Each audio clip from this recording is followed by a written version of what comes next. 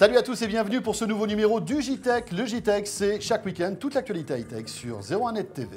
Et l'actualité tech cette semaine, c'est tout d'abord cette drôle de news des objets connectés piratés, attaqués par des pirates. On en parlait jeudi soir dans 01 Live, ici même dans ce studio. Nous vous ferons visiter aussi le bureau du futur, un bureau hyper connecté qui se pilote grâce au smartphone. Enfin, gros plan sur le Moto X, c'est le nouveau bébé de Motorola à la sauce Google. Le JTech, c'est le best-of des vidéos de la semaine sur 01net TV. Merci d'être avec nous.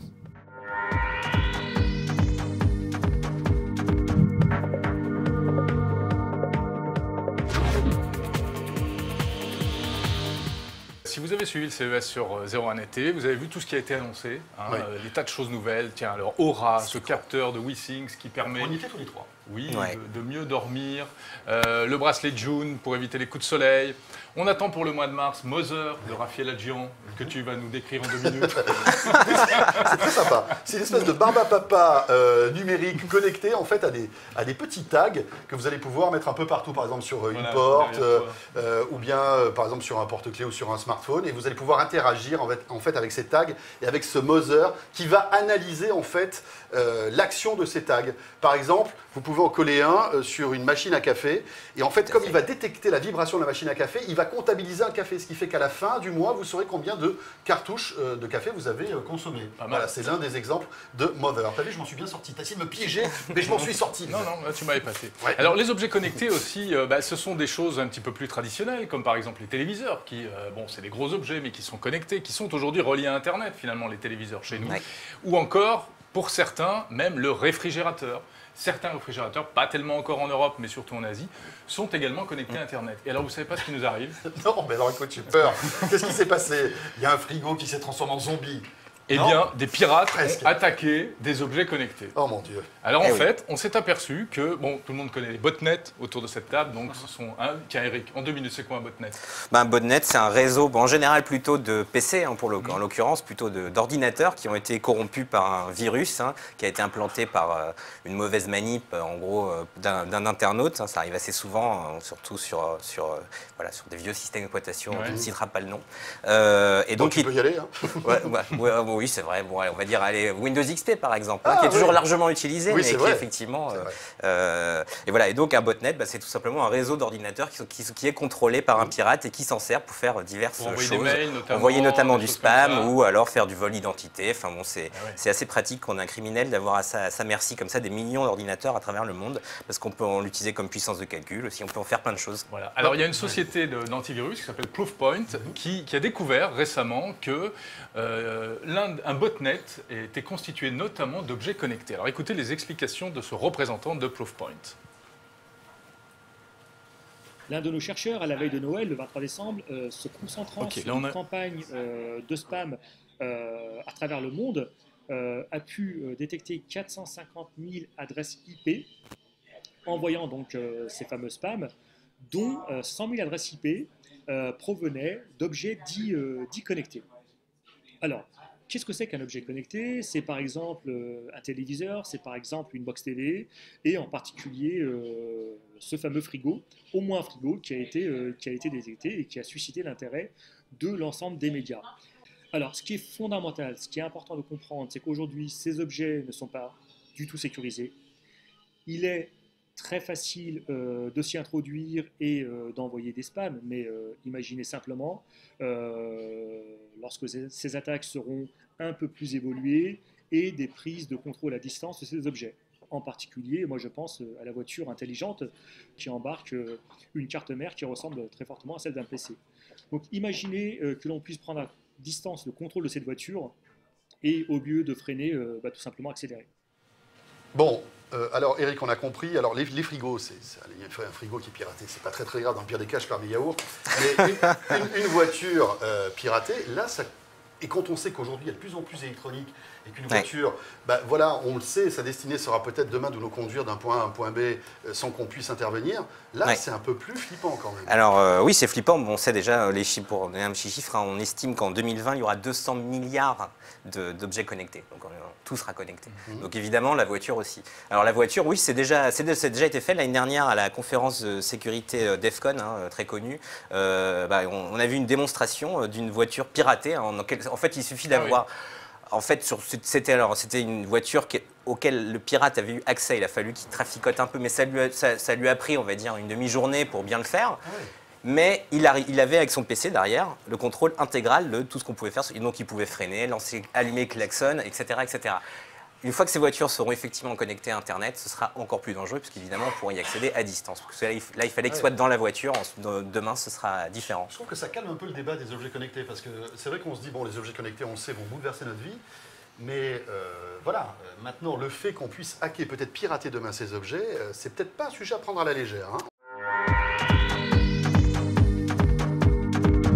Alors nous sommes dans le grand hall de ce bâtiment siège de SFR. Évidemment, c'est là que tout commence avec le franchissement du portillon pour aller bosser le matin. Tout à fait. Et ça commence avec donc Valérie qui est là, qui est collaboratrice SFR. Bonjour Valérie.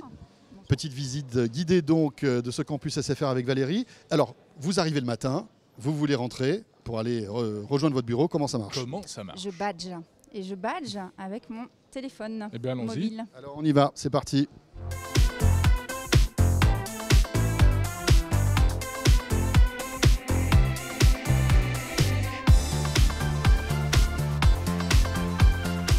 Donc Valérie, nous voilà à votre bureau, très joli bureau. Déjà, première chose qui choque, il n'y a pas de téléphone. Vous ne passez pas de coup de fil chez SFR, c'est quand même un paradoxe. Alors quand je suis pas à mon bureau, je le passe effectivement avec mon téléphone mobile. Quand je suis à mon bureau, je le passe par une application en fait sur mon ordinateur. Donc c'est de la voix sur IP. Exactement. Et je gère tout, ma messagerie instantanée et mes appels via la même application. Ok, alors autre innovation ici, c'est l'impression, l'impression de documents. Et c'est vrai que dans une boîte traditionnelle, il y a des imprimantes un peu partout. Quand on imprime, on ne sait pas trop où ça sort. Parfois, on imprime plusieurs fois parce qu'on ne trouve pas la bonne imprimante. Vous avez résolu ce problème ici? J'imprime donc sur SFR Campus. Hop, imprimé. Là, il me dit qu'effectivement, mon impression est partie. Et on va à l'imprimante? N'importe où, en fait, à l'imprimante que vous voulez. Allez, c'est parti. Donc voilà, là, on est au pôle impression le plus proche de votre bureau, hein, Valérie. Vous voulez imprimer le document qui était sur votre ordi tout à l'heure? Je pourrais le faire depuis n'importe quelle imprimante du site, mais là, effectivement, j'ai besoin de le récupérer. Donc, je clique sur Follow Me et je badge. Et alors cette démarche en fait d'imprimer tous ces documents de manière électronique, eh bien, permet déjà moins d'imprimer, de faire des économies de papier, et puis surtout ça évite, surtout dans des boîtes sensibles comme SFR, d'imprimer des papiers et de ne pas aller les chercher, des papiers qui peuvent parfois être confidentiels. Là, on est devant son imprimante, on imprime et on prend les papiers. Bon, ok, oui, c'est pas mal ton histoire d'impression, mais moi je vous emmène maintenant dans une salle de réunion, et une salle de réunion qui évidemment, tout d'abord, se déverrouille avec le smartphone, Valérie. Exactement, j'ouvre les portes avec mon mobile. Bon, c'est magique. Alors, à l'intérieur de la salle de réunion, que peut-on faire toujours avec le smartphone, Valérie? On va le découvrir ensemble. Donc j'approche mon mobile du tag, ça lance l'application SFR Campus. Donc si je clique sur Réglages, j'ai la possibilité de faire plusieurs choses, de monter et descendre les stores. Donc je vais descendre, c'est parti. Et j'ai également la possibilité de régler la température de la salle. Bon alors c'est vrai qu'utiliser son téléphone mobile plutôt que d'appuyer sur un bête interrupteur, c'est quand même vachement mieux, hein. Non, sérieusement, en fait, ça permet de tout centraliser. Tout est contrôlé à distance. Si un rideau tombe en panne ou si la lumière ne marche plus, eh bien immédiatement, l'incident est localisé. Voilà, c'est l'un des avantages de ce système tout numérique, tout automatique. Bon alors Jérôme, ta salle de réunion, c'est pas mal, mais les WC ici sont pas mal non plus. On va les visiter avec Valérie. Pourquoi y a-t-il un tag dans ces WC ici? Eh bien pour remonter d'éventuels dysfonctionnements. Donc on y va, on teste. D'accord. Donc je lis, hein, cuvette bouchée, lavabo bouché, besoin des consommables, fuite d'eau, ça c'est grave. Pas d'eau du tout, ça c'est encore plus grave. Besoin de nettoyage, voilà, exact. Et donc il suffit de cocher et d'envoyer pour qu'il y ait une intervention qui se fasse. Exactement. La classe.